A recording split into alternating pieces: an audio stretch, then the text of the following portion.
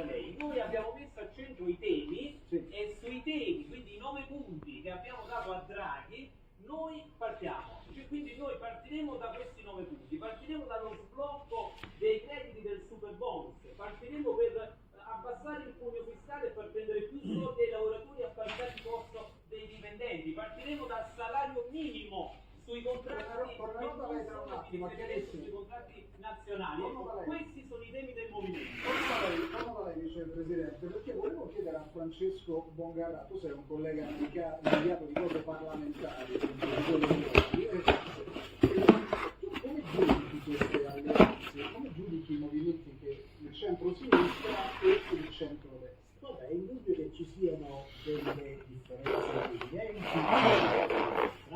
è indubbio che ci sia una situazione in questo momento in cui si prova a conciliare le esigenze di entrambi i campi, con tanti che chiamano, qualcuno che non ha risposto fino a un certo punto, è il caso del Partito Democratico di Nicoletta, che oggi è stato veramente... Domani vuole chiudere, ma oggi è una giornata, come giustamente dicevi prima tu, parlando dei social, quindi le reazioni su Twitter e su Facebook, una giornata in cui c'è poi Carmenti, noi siamo accorti da stamattina presto, insomma, da quando Carlo Calenda ha parlato all'inizio, alle ore del mattino, alle 24, andando avanti fino a qualche minuto fa. Va detta una cosa, che mi pare che sottolineava il presidente Molinari. Abbiamo oggettivamente il centrodestra. Dice bene, questa è la domanda che ho rinnovato il reddito di cittadinanza. Ora mi hanno mandato perché l'ISEE c'è uno dei componenti che lavora e quindi non lo può ricevere più, capito? Vengono scritti La paura a mano. delle forze che compongono noi dobbiamo senza votare, io però dico tra genti uomini ci si intende. Dall'altra parte il lavoro sul programma è già iniziato, già a quel punto. Oggi ho incontrato a Montecitorio alcuni degli esponenti del centrodestra che stanno lavorando a questo programma, che mi hanno raccontato dei passi che sono stati fatti per mettere a punto ancora una volta a sinistra abbiamo questa situazione ancora di non di litigiosità, ma quantomeno di trattativa, feroce, molto forte, con parole grosse, una giornata in cui si sono dette tante cose abbastanza forti che ti lasciano capire realmente quanto complicato sia riuscire ad arrivare ad una composizione che ti porti a essere una coalizione piuttosto che un'assemblea elettorale. Ecco, Barbara Romano che è a Montecitorio. Barbara, intanto buonasera a te, è stata una giornata complicata, dice Francesco, anche una giornata di lavoro pieno, intenso per le coalizioni. Sì, esattamente. Innanzitutto diciamo una notizia di ultimissima ora, ci risulta da fonti accreditate del PD che in questo momento si stanno vedendo Letta e Di Maio, perché proprio adesso Di Maio ha diramato una dichiarazione in cui chiede, dice noi siamo d'accordo per una coalizione ampia ma chiediamo pari dignità e rispetto e basta insomma gli attacchi. Ricordiamo che Di Maio è quello forse più penalizzato dal patto stretto tra PD, Azione e Europa che appunto preclude diciamo, la candidatura ai leader e agli ex 5 Stelle e agli ex Forza Italia, quindi probabilmente stanno parlando di questo, stanno trattando almeno la possibilità di candidare nei collegi uninominali i dirigenti di impegno civico del nuovo partito di Di Maio. Dicevamo una giornata frenetica e piena anche di polemiche, insomma se ne sono dette di tutti i colori, a colpi di tweet, Calenda, Fragoliani, Bonelli, ma anche Tabacci e Calenda, insomma alla fine tutti hanno chiesto per la cosiddetta Letta chiedendogli di intervenire contro l'alleato avversario. Alla fine il Nazareno ha pubblicato una nota in cui ha detto continuiamo a lavorare per una coalizione larga e plurale, non mettiamo in discussione il patto con Calenda e contiamo appunto di chiudere in serata l'alleanza anche con la sinistra e con il Letta. Oggi ha incontrato la sede dell'Arel del suo quartier generale Calenda e della Vedova e ha incontrato anche se non in presenza Bonelli e Fragoliani. Diciamo che i Verdi hanno già gettato il cuore oltre l'ostacolo perché hanno già scelto da termini dell'Assemblea Nazionale, hanno deciso che non è possibile allearsi con i 5 Stelle e che l'unica alleanza pensabile per loro è con il PD. In questo momento è riunita la direzione di sinistra italiana, motivo per cui non si sono potuti vedere il presidente Letta e sebbene appunto praticamente è stato tentato di cedere le sirene di Conte, si temi appunto che anche loro andranno nella stessa direzione dell'alleanza con il PD. Dicevamo appunto di Maio, la situazione è complicata anche dal fatto che Pizzarotti, che è l'ex sindaco che guida appunto lista civica, che è appunto la lista dei sindaci, ha rifiutato la proposta del PD di fare una lista unica con Di Maio. Noi dobbiamo qualificarci col PD, quindi rifiutiamo la proposta di correre in una lista unica con l'impegno civico. Ci risulta che Pizzarotti oggi abbia visto Renzi e i due siano molto vicini ad un'intesa. C'è molto dinamismo nel centro, oggi hanno presentato l'unico simbolo appunto, lo dicevate, Coraggio Italia e l'UDC di Cesa, e anche Toti e Lupi che si dichiarano i draghiani del centro-destra, non sono più draghiani di Draghi, ha detto Lupi, ma su questo centro è caduto anche il tema di Berlusconi, che con un tweet ha detto l'unico vero centro siamo noi nell'angolo del PD. In casa 5 Stelle Conte le prese con le liste, oggi si sono aperte le autocandidature e si terranno appunto le primarie online il 16 agosto, ma probabilmente la lista li sceglierà Conte. Per quanto riguarda stanno venendo al pettine i nodi, in particolare la rivalità sulla premiership, perché la Meloni ha detto, intervistata dall'emittente statunitense Fox, il primo premier donna, ma Salvini da Lampedusa ha detto, a domanda ma lei vuole tornare al Viminale, ha detto veramente io intenderei coordinare il tavolo dei ministri, certo con un occhio attento alla sicurezza. Grazie Barbara Romano, come sempre per il tuo punto sempre preciso. Tra l'altro mi hai dato un assist proprio per questo secondo giro di domande, perché io volevo porre proprio all'attenzione anche degli ospiti di questa sera, anche a te Francesco naturalmente, un tema che è a prescindere dagli schieramenti.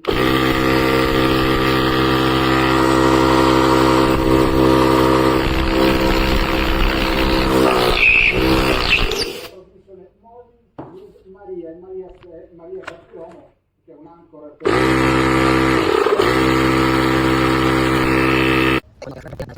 I have it set to 36 PSI. If you want to change that, you hold your hand on the minus button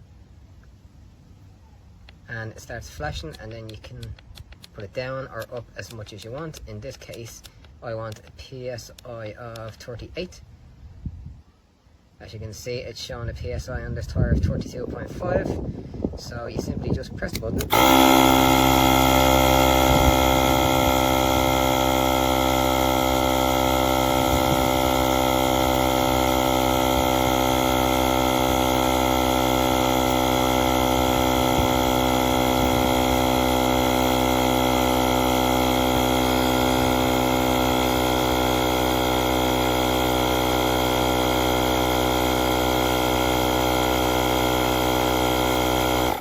As quick as a flash, it will stop automatically at the preset PSI, so in this case 38.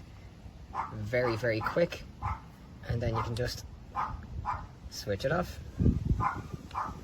As I said, it's cordless and rechargeable, very easy to detach, simple as that. Put your file back on and you can get home safely. Absolutely excellent piece of equipment, fits handy in the carry case and straight into the car. Absolutely fantastic.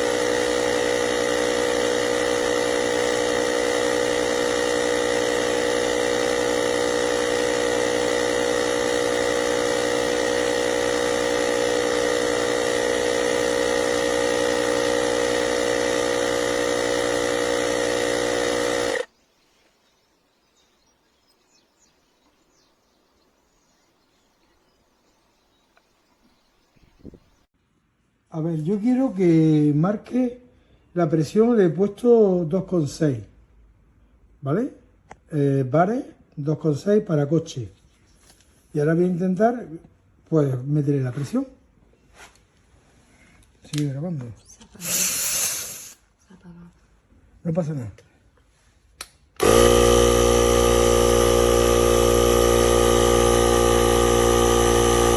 No funciona.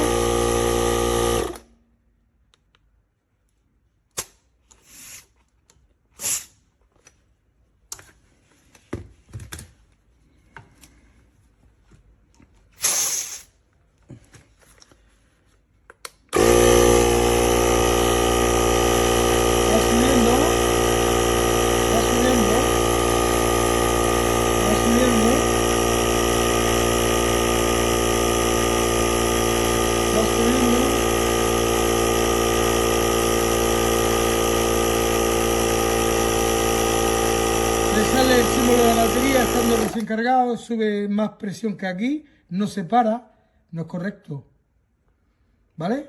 No ha parado con 2,6, va superior. No marca bien la presión. Ahora tiene menos. Ahora tiene 2,6, 2,9, 3. Estás loco. Esto no es correcto.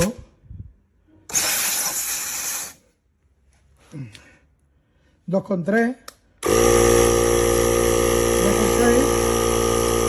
No para. 2,9. 3. 2,8. Esto no tiene regularidad. No es correcto.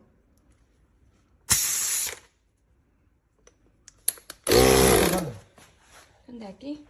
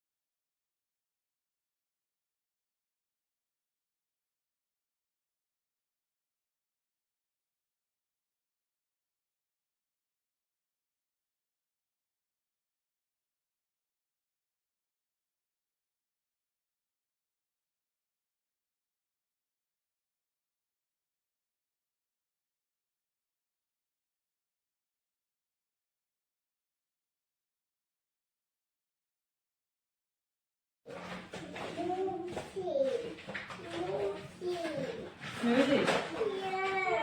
Yeah, you're just tired, my love. Only 2 weeks old.